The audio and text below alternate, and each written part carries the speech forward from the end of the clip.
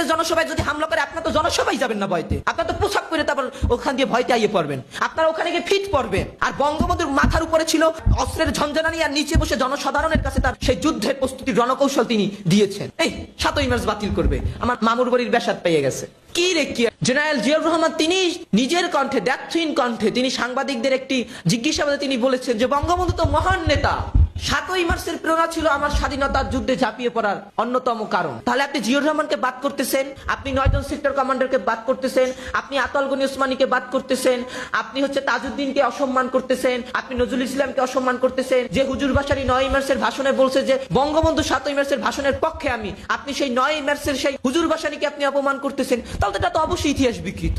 ইতিহাস বিকৃত। আজকে অনেকে বলে কি জানেন, জয় বাংলার পরিবর্তে নাকি জয় পাকিস্তান বলা হয়েছিল। হায় রে নরধম নরপশু এবং কি বলে ওটাকে বর্বরের দল। তৎকালীন সময় আসম আব্দুর রব তিনি পরবর্তীতে জাসদ গঠন করে, তার থেকে তো বিরোধিতা বঙ্গবন্ধুর বেশি কেউ করেনি। তিনিই বলেছেন বঙ্গবন্ধুর পায়ের কাছে তিনি বসা ছিলেন এবং যতক্ষণ না পর্যন্ত বঙ্গবন্ধু স্বাধীনতার ঘোষণা এবং জয় বাংলা স্লোগান না দিয়েছে ততক্ষণ পর্যন্ত তিনি সেখান থেকে ওঠেন।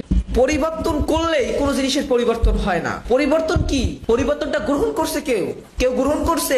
আপনি দেখেন আজকে টিভি চ্যানেলের একটা পোস্ট দেখেন 7ই মার্চ নিয়ে, সেখানে 20 কের ভিতর 18 কে লাভ রিয়েক্ট করে, তার ভিতর 500 কে আপনার কেয়ার রিয়েক্ট করে। কি হয়েছে তাতে? হয়েছে নাকি তাতে পরিবর্তন? কে গুনায় ধরে? কে ধরে? পাকিস্তান চাপাই দিছিল, পাকিস্তানের রাষ্ট্রভাষা উর্দু চাপাই দিছিল, কেউ গুনায় ধরছে?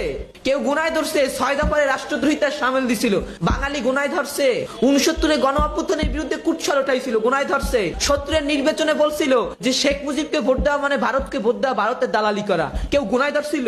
কেউ গুনায় ধরছে? কারণ মানুষ জানে যে ভারতের মতো একটা রাষ্ট্র আর বাংলাদেশের মতো একটা ছোট রাষ্ট্র, বাংলাদেশের 28টা রাষ্ট্রের মতো একটা ভারত, সেখানে ভারতের একটা প্রদেশে যা লাগে তা বাংলাদেশ উৎপাদনও হয় না।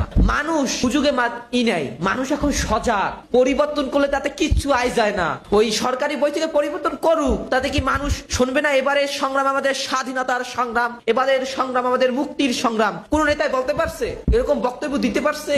কোন নেতায় বলতে পারছে সুদৃঢ় এবং সুকৌশলী ভাবে? পারে নাই। পারবে কেমনে? দেশের প্রতি দায়বদ্ধতা থাকতে হয়, জনগণের প্রতি দায়বদ্ধতা থাকতে হয়, স্বাধীনতার প্রতি দায়বদ্ধতা থাকতে হয়। বঙ্গবন্ধু শেখ মুজিবুর রহমানের 7ই মার্চের ভাষণে তিনি গণতন্ত্র, সমাজতন্ত্র, ধর্মনিরপেক্ষতা, জাতীয়তাবাদ এবং এই দেশের মানুষের মুক্তির বীজ বপন করে। সেই ভাষণের ভিতর নিহিত ছিল স্বাধীনতার সেই যুদ্ধের প্রস্তুতি। 26শে মার্চ ঘোষণা হয়ে গেল আর যুদ্ধ হয়ে গেল কেন? একদিনে কি যুদ্ধের প্রস্তুতি হয়েছিল? 7ই মার্চের ভাষণের পর সমগ্র জাতি বুঝে গিয়েছিল যে আমাদেরকে যুদ্ধের ময়দানে নামতে হবে। যুদ্ধের দামামা বাজছে, পাকিস্তানি হানাদার বাহিনীর শেষ সৈন্যটিকে বাংলার মাটি হতে উৎখাত করতে হবে। সেই ম্যান্ডেট নিয়ে সমগ্র বাঙালি জাতি 7ই মার্চের তৎকালীন রেসকোর্স ময়দান, বর্তমান শরৎদি উদ্যানে নারী, পুরুষ, যুবক, যুবতী, কৃষক যার যার স্থান থেকে ছুটে এসেছিল। কেন ছুটে এসেছিল? যুদ্ধের প্রস্তুতি কিভাবে গ্রহণ করা যায় তা শুনতে। যুদ্ধে প্রস্তুতিতে বঙ্গবন্ধু কি বলেছে? আমি যদি নাও থাকি, আমি যদি হুকুম দেবার নাও পারি, তোমরা তোমাদের সংগ্রাম চালিয়ে যাবে। এখানে বঙ্গবন্ধু কি একেবারে পরিপূর্ণভাবে বলে দিয়েছে যে তার অনুপস্থিতিতে কি করতে হবে? সংগ্রাম করতে হবে। বঙ্গবন্ধু নেই, সংগ্রাম করতে হবে। বঙ্গবন্ধুকে কারাগারের ওই অন্ধকার প্রকাশে যদি রাখে, আমরা সংগ্রাম করব। নেতা তো সে যে নেতা জেলে যাওয়ার পর তার আদর্শের উপর ভিত্তি করে যুদ্ধ হয়। আপনি দেখুন নেলসন ম্যান্ডেলা, তিনি জেলে ছিল, তার আদর্শের উপর ভিত্তি করে সংগ্রাম হয়েছে। নেতারা তো কখনো মারা যায় না, নেতা তো থাকে মহিয়ান। এমন জীবন করিবে ঘটন, হাসিলে তুমি কাঁদিবে ভুবন।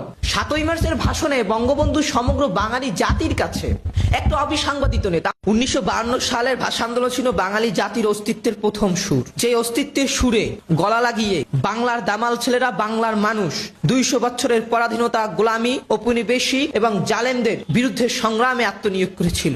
1954 সালের প্রাদেশিক নির্বাচন, 1958 সালের প্রাদেশিক নির্বাচন, 1962 সালের শিক্ষা আন্দোলন, 66-এর 6 দফা, 69-এর গণ অভ্যুত্থান, 70-এর সাধারণ নির্বাচন।